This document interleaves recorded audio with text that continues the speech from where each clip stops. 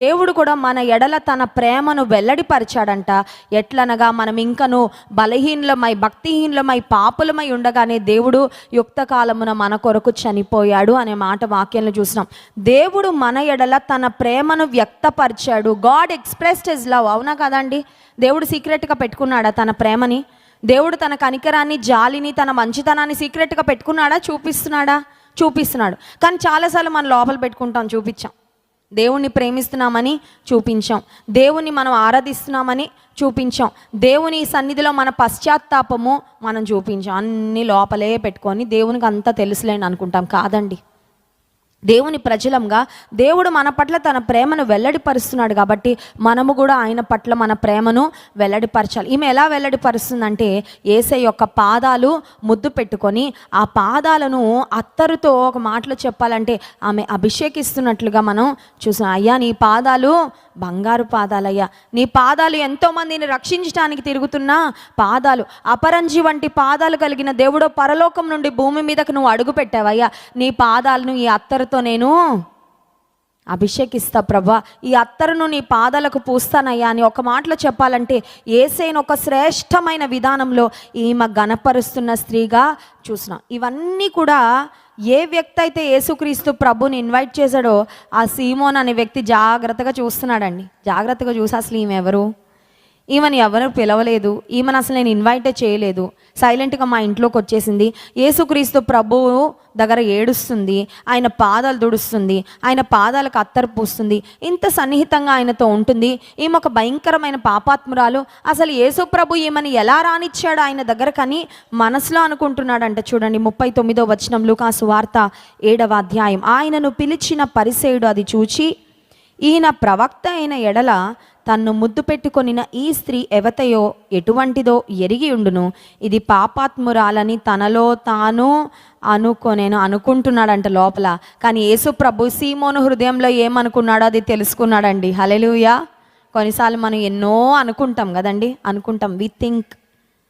ఏదో పడక మీద కూర్చొని ఏదో అనుకుంటాం, పడక మీద పడుకొని ఏదో అనుకుంటాం, నడుస్తూ ఏదో అనుకుంటాం, ఇక్కడికి వస్తూ కూడా ఏదో అనుకొని ఉండొచ్చు, ఇక్కడ కూర్చొని కూడా ఏదో అనుకుంటూ ఉండొచ్చు.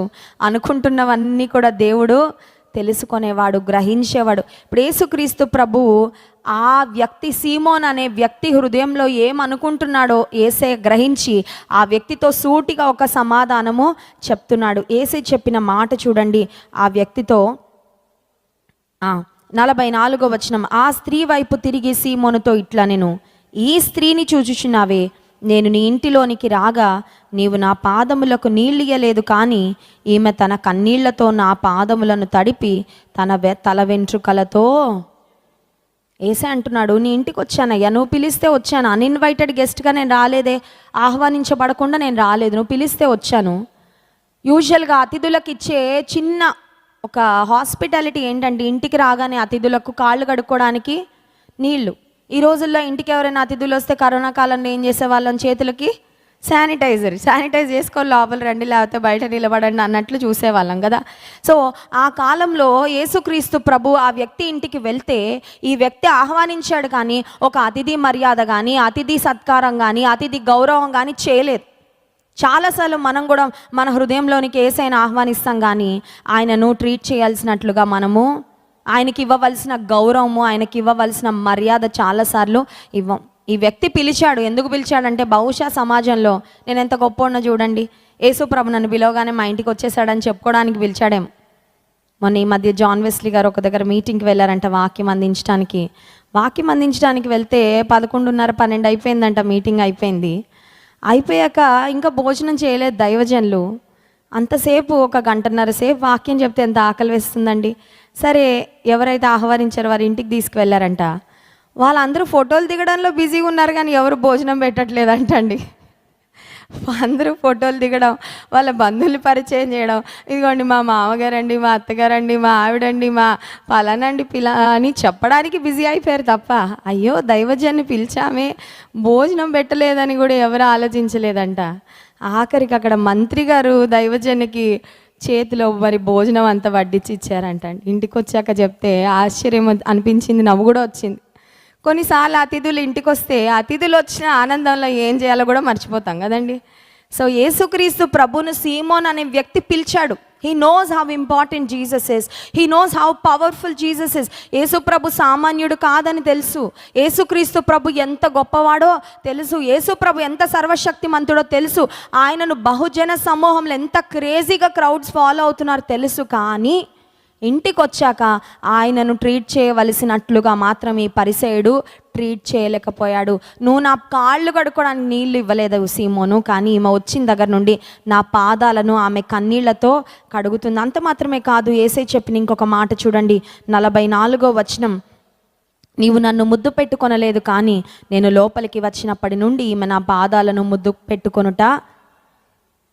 యూదా సాంప్రదాయం ప్రకారం ఎవరైనా ఇంటికి బంధువులు వస్తే, లేకపోతే ఇంటికి ఆహ్వానించబడిన గెస్ట్స్ వస్తే వారికి ఒక హగ్ ఇచ్చి ఒక చక్కని విధానంలో వారిని ఆహ్వానిస్తూ ఉండేవారు. ఈ సీమోన్ అది కూడా చేయలేదంట. యేసయ్య అంటున్నాడు, నువ్వేది మిస్ అయ్యావో ఈ మధ్య చేస్తుంది, నువ్వేది మర్చిపోయావో ఈమె అది చేస్తుంది, నువ్వేది చేయాల్సినది చేయలేకపోయావో ఈమె యాక్చువల్గా చేయాల్సిన అవసరం లేదు, కానీ షీ స్టిల్ డూయింగ్ ఇట్. అంత మాత్రమే కాదు, 46వ వచనం. నీవు నూనెతో నా తల అంటలేదు, కానీ ఈమె నా పాదములకు, బహుశా maybe it was a hot day, ఒక భయంకరమైన మండు టెండలో యేసు ప్రభు ప్రయాణం చేసి వచ్చింటాడు సీమోన్ ఇంటికి. యేసు ప్రభుకు కొంచెం విశ్రాంతి, ఉపశమనం కలుగునట్లుగా తలకు పెట్టుకోవడానికి నూనె ఇవ్వాల్సింది సీమోను, కానీ ఇవ్వలేదు. యేసయ్య అంటున్నాడు, నువ్వు నా తలకి నూనె ఇవ్వలేదు, కానీ ఏమి నా పాదాలకు అత్తరు పూస్తుంది. 47వ వచనం. ఆమె విస్తారముగా ప్రేమించను గనుక ఆమె యొక్క విస్తార పాపములు క్షమించబడినని నీతో చెప్పుచున్నాను. ఎవనికి కొంచెముగా క్షమించబడినో వాడు కొంచెముగా ప్రేమించునని. ఇప్పుడు యేసు ప్రభు ఒక మాటలో చెప్పాలంటే, ఆయనను ఆహ్వానించిన సీమోనును ఒకవైపు, ఆహ్వానించబడకుండా ఆ ప్రాంతానికి వచ్చిన పాపాత్మురాలైన స్త్రీని ఒకవైపు పెట్టి ఈమెను పోలుస్తున్నాడండి. అవునా కదా? ఆహ్వానించింది సీమోను, ఆహ్వానించబడని వ్యక్తి పాపాత్మురాలైన స్త్రీ. ఆహ్వానించిన వ్యక్తి యేసు ప్రభు కాళ్ళు కడుక్కోవడానికి నీళ్ళు ఇవ్వలేదు. ఆహ్వానించబడకుండా అక్కడికి వచ్చిన వ్యక్తి తన కన్నీళ్లతో యేసయ్య పాదాలు కడుగుతూ తన తల వెంట్రుకలతో తుడుస్తుంది. ఆహ్వానించిన వ్యక్తి యేసయ్యను ముద్దు పెట్టుకొని ఒక ఆప్యాయతతో యేసయ్యను ఇంటిలోకి ఆహ్వానించలేదు, కానీ ఈ స్త్రీ యేసయ్య యొక్క పాదాలు ముద్దు పెట్టుకుంటుంది. ఆహ్వానించిన వ్యక్తి యేసుక్రీస్తు ప్రభువారి యొక్క తలకు నూనెనివ్వలేదు, కానీ ఆహ్వానించబడని ఈ స్త్రీ విలువైన అత్తరును యేసయ్య పాదాలకు పూసి యేసయ్యను ఘనపరుస్తున్నట్లుగా చూస్తున్నాం. ఇప్పుడు